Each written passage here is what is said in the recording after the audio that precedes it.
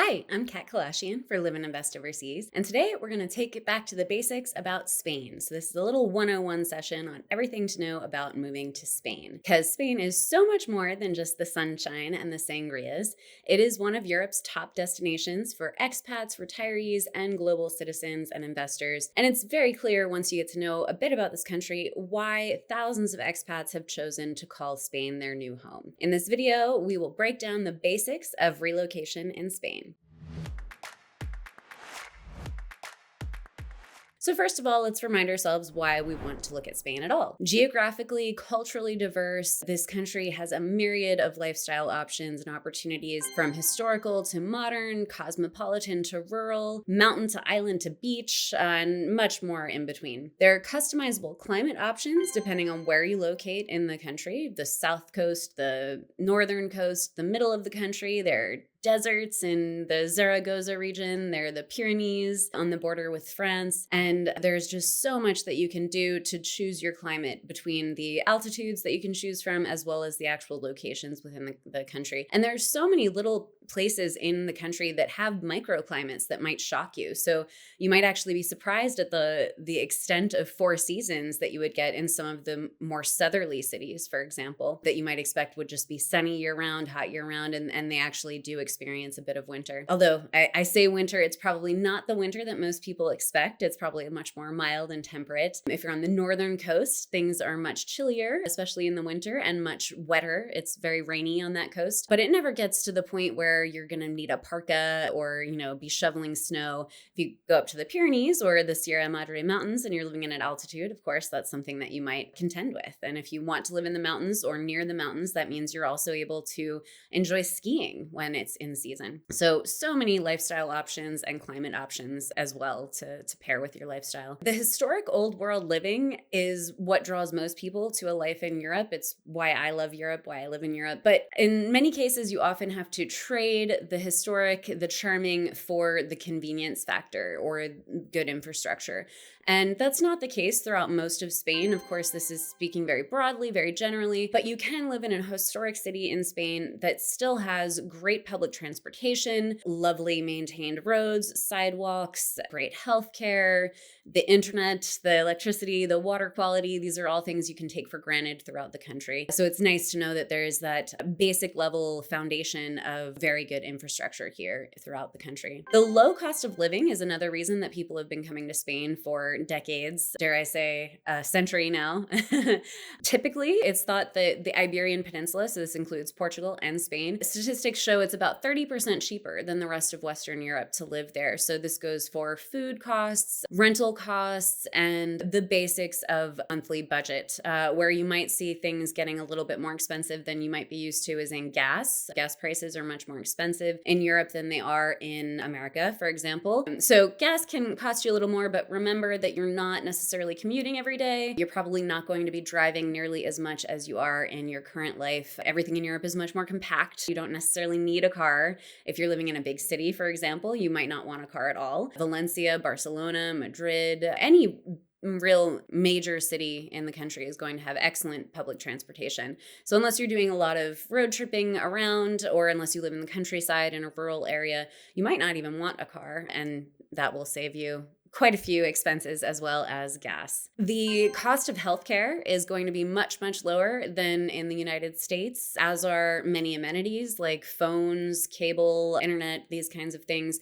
And even eating out can be much, much cheaper than you might expect, especially when it comes to the lovely local delicacies. The seafood, the great local wines, and tapas, of course, are quite cheap. So you can live a very, very good life for probably less than you're living now, if not less than about the same. The excellent healthcare I've mentioned, I kind of lump it in with the amenities, but healthcare in Europe is generally of a very, very high standard quality. And it's quite easy in big cities, for example, to find English-speaking doctors, although specialists and doctors operating outside of major cities, it might be a little bit harder to communicate with them in English. So that's something to keep in mind. If you have health concerns, you might want to locate yourself near a big city where you know that you can can find some doctors you can communicate with easily. But again, it's much, much cheaper than it would be in the United States, from insurance to the actual cost of healthcare. In fact, you do need insurance to apply for residency, but after that, it wouldn't be out of the question to not even have insurance or to have a very high deductible kind of emergency insurance, because the cost of out-of-pocket healthcare here is so affordable. And then another reason, one of my favorite things about Europe is the amazing access that you have to the rest of the world, this part of the world at least, from really any major city in Europe. So in Spain, there's the Madrid and Barcelona airports. They're very large and huge, huge international airports with hundreds of destinations, both to North America, South America, even Africa and Asia. But also within Europe, you're going to have lots of smaller airlines, smaller airports. In, most regions, there will be some kind of local airport.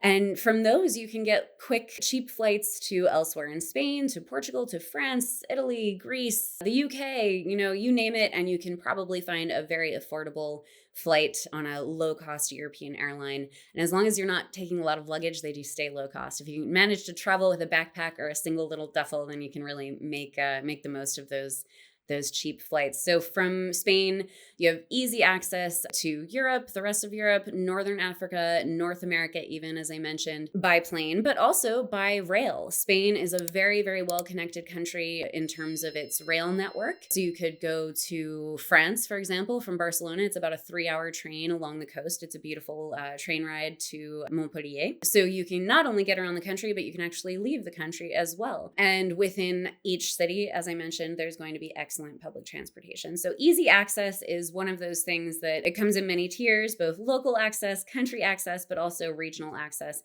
And it's something that I think most Americans aren't used to, because America is such a big country, Canada as well, such big countries. And when you're living in these compact countries, it's so freeing and liberating to be able to, drive to another country in a couple of hours, for example. So great things about access in Europe.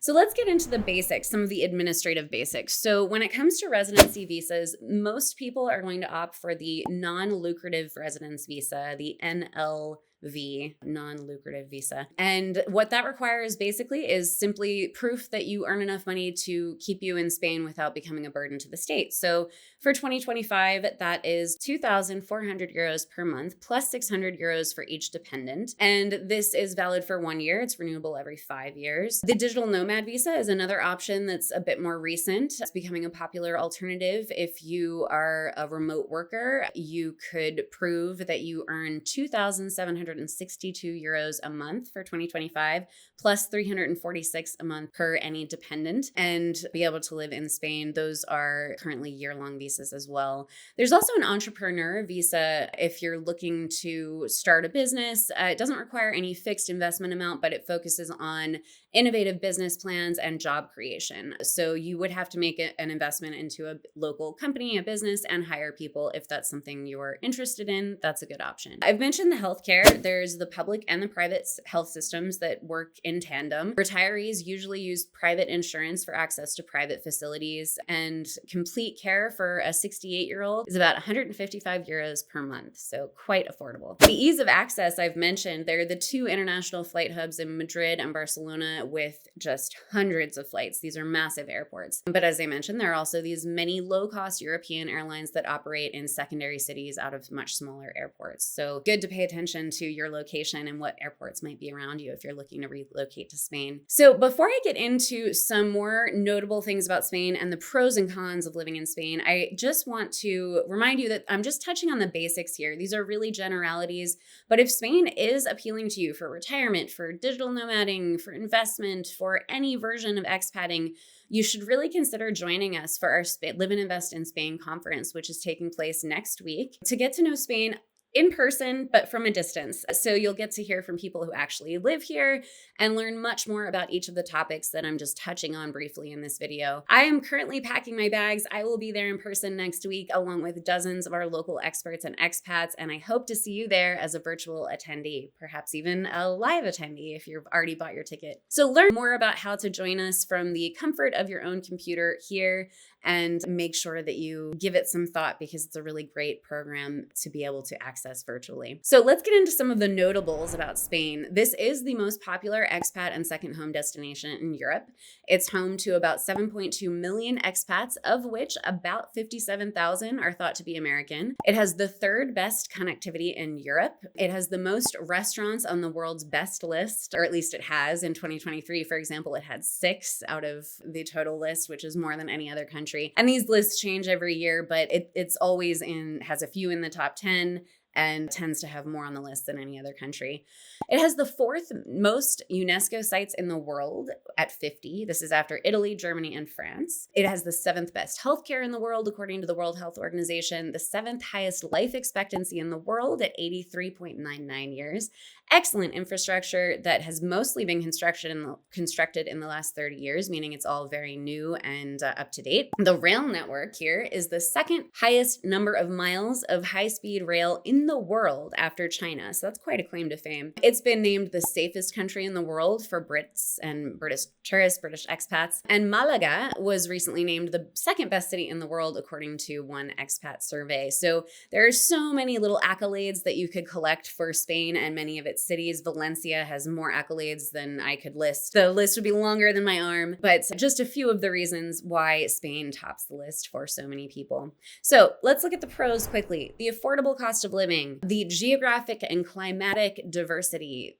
the ability to have an outdoor lifestyle or a city lifestyle. Madrid, Barcelona, Valencia, the top city lifestyles in Europe. These 3 cities are among the top 10, top 15 cities in all of Europe. It is culturally and historically rich. It is a melting pot of different cultures who have left their mark all over the country. It's easy access to Europe. It has high quality infrastructure and amenities, and it's the most affordable living in Western Europe. On the other hand, every country has cons, and here those would be high taxes, high minimum income requirement for the NLV, that visa. It's a bit higher than standard European countries demand. There's bureaucracy, lots of red tape. This is not particular to Spain. This is Europe-wide. There's a slow pace of life to get used to. There's still a siesta culture here throughout most of the country. You will need to learn Spanish, and it is going to be different than that Spanish that you may have learned in Latin America. Meal times are going to take some adjustment. I won't get too into the details here, but meal times are always much, much later than they are in North America. And we have many top picks in Spain. Valencia is our #1 retirement haven for the past 2 years. Murcia is an under-the-radar region and city that has a great lower-cost alternative to the Alicante region, for example, that's nearby. The Costa de la Luz, the Coast of Light, has lots of sun, medieval villages. Cadiz is its main city. It's called Little Havana, and it's a little jewel in the middle of the region. There's fewer expats here, which means a little bit more of an authentic experience, perhaps, and it's right on Portugal's border, so you can split your time if you'd like. San Sebastian is cool weather on the northern coast. Barcelona, my favorite city in Spain. You could think of it as the Paris of Spain, but it also has a beach and it's warm year-round. Granada has 4 seasons and skiing on the nearby Sierra Nevada mountains. But there are so many more destinations to get to know, so much more to get to know about Spain. If you are interested, please take a look at our Spain resources in our bookstore at the link on the screen. And of course, don't forget to like and subscribe for more videos like this every week from Live and Invest Overseas. Happy trails.